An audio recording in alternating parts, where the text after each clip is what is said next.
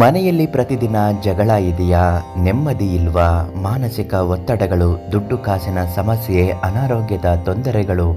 ಮನೆಯಲ್ಲಿ ಒಬ್ಬರನ್ನ ಕಂಡರೆ ಒಬ್ಬರಿಗಾಗದೆ ಚಿಂತಾಜನಕವಾಗಿ ಮನೆ ಕುರುಕ್ಷೇತ್ರ ಸ್ಮಶಾನವಾಗಿ ಕಾಣುತ್ತಿದ್ದರೆ, ಅಥವಾ ಜೀವನವೇ ಬೇಡ ಅನ್ನುವ ಮಟ್ಟಕ್ಕೆ ನಿಮ್ಮ ಬದುಕು ತಲುಪಿದ್ದರೆ, ಇವತ್ತು ನಾವು ತಿಳಿಸ್ಕೊಡುವ ಹಾಗೆ ಒಂದು ಮುಷ್ಟಿ ಕಲ್ಲುಪ್ಪಿನಿಂದ ಈ ಒಂದು ಪರಿಹಾರವನ್ನು ಮಾಡಿಕೊಳ್ಳುವುದರಿಂದ ಮನೆಯಲ್ಲಿ ಸುಖ, ಶಾಂತಿ, ನೆಮ್ಮದಿ, ಆರೋಗ್ಯ, ಅಂತಸ್ತು, ಐಶ್ವರ್ಯ ಎಲ್ಲವೂ ಲಭಿಸುತ್ತದೆ. ಆ ತಂತ್ರ ಯಾವುದು, ಅದನ್ನು ಹೇಗೆ ಮಾಡಬೇಕು ಅಂತ ತಿಳಿಸ್ಕೊಡ್ತೀವಿ.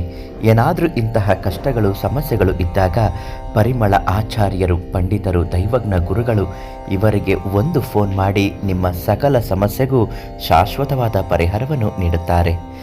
ಮನೆ ಅಂದ ಮೇಲೆ ಸಾಕಷ್ಟು ಜಗಳಗಳು ಇದ್ದೇ ಇರುತ್ತೆ, ಮನಸ್ತಾಪಗಳು ಇದ್ದೇ ಇರುತ್ತೆ, ತೊಂದರೆಗಳು, ಕಷ್ಟಗಳು, ಅನಾರೋಗ್ಯದ ಪರಿಸ್ಥಿತಿ ಮನುಷ್ಯಂಗೆ ಬರದೆ ಮರಕ್ಕ ಬರುತ್ತೆ ಅಂತ ನಾವು ಕೇಳಿರ್ಬೋದು. ಇದು ಒಂದು ಸಾಮಾನ್ಯವಾಗಿ ನಡೆದುಕೊಂಡು ಹೋದರೆ ಆಯಿತು. ಆದರೆ ಇದೇ ಅತಿರೇಕವಾಗುತ್ತಿದ್ದರೆ ನೀವು ನೆನಪಿಟ್ಕೊಳ್ಬೇಕು, ನಿಮ್ಮ ಮನೆಗೆ ಯಾವುದೋ ಒಂದು ನಕಾರಾತ್ಮಕ ಶಕ್ತಿ ಪ್ರವೇಶ ಮಾಡಿದೆ ಅಂತ.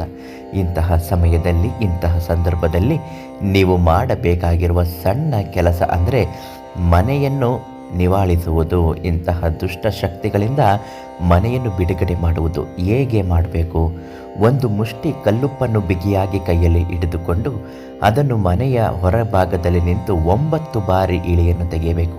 ನಂತರ ಮನೆ ಒಳಗಡೆ ಬಂದು ಒಂದು ಲೋಟ, ಗಾಜಿನ ಲೋಟದ ನೀರಿಗೆ ಅದನ್ನು ಹಾಕಿ ಕರಗಿಸುವ ಸಮಯಕ್ಕೆ ಸರಿಯಾಗಿ ಮನೆ ತುಂಬ ಅದನ್ನು ಹಿಡಿದುಕೊಂಡು ಪ್ರತಿ ಮೂಲೆಗೂ ಓಡಾಡಬೇಕು.